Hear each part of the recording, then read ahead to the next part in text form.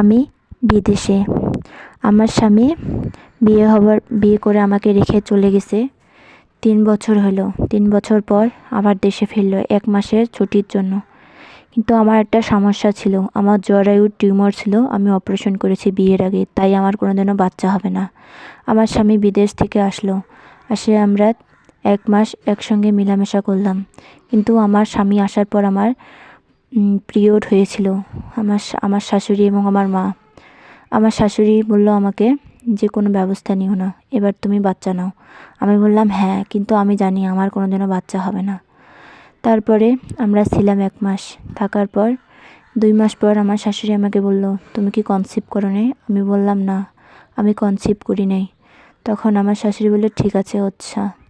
তারপর আমার স্বামী 1 বছর পর আবার আসলো দেশে 1 মাসের ছুটির জন্য। আমি এবার সাহস করে আমার স্বামীকে বলবো যে আমার কোনোদিনও বাচ্চা হবে না। কিন্তু আমি সাহস করতে পারলাম না। তাও সাহস করে বললাম যে আমার কোনোদিনও বাচ্চা হবে না। এ কথা শুনে আমার স্বামী আমাকে বলল, বিয়ের আগে তুমি বলতে পারোনি তোমার কোনোদিনও বাচ্চা হবে না? তাই শুনে আমার স্বামী আমাকে অনেক মারধর করলো। আমার শাশুড়ি অনেক আমাকে গালাগালাজ করলো। পরে আমার শাশুড়ি আমাকে আমার স্বামীকে বলল যে ওকে বাবার বাড়িতে দিয়ে আয়। আমার স্বামী আমাকে বাবার বাড়িতে দিয়ে আসলো। আমার স্বামী আবার একটা বিয়ে করলো। বিয়ে করে বউকে রেখে বিদেশ চলে গেল আমাকে ডিভোর্স দেওয়া ছাড়াই। তারপরে আমার স্বামী এক বছর পর আবার ছুটিতে আসলো 1 মাসে।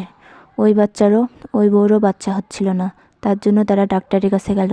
কিন্তু ডাক্তারের কাছে যেয়ে শুনল আমার স্বামীর কোনোদিনও বাচ্চাই হবে না। তারপরে ওই বউ আমার স্বামীকে রেখে চলে গেল। এখন আমার স্বামী নিরুপায়। তাই আমার স্বামী আমার কাছে আবার ফিরে আসলো। আমি তাকে বলছি যে আমি তাকে আর নিব না। কারণ সে যখন আমার বাচ্চা হবে না বলে আমাকে রেখে চলে গেছে, তখন সে আমার পাশে ছিল না। এখন আমি তার পাশে থাকতে পারবো না। এই বলে আমি তাকেও ছেড়ে দিলাম। আমি আর তাকে নিব না। তাই আমি আর কোনোদিনও বিয়ে করলাম না। ওইরকমই থেকে গেলাম। এটা শুধু একটা গল্প। আমার জীবনের সঙ্গে কোনো মিল নেই। তাই আপনারা কোনো কিছু মনে করবেন না।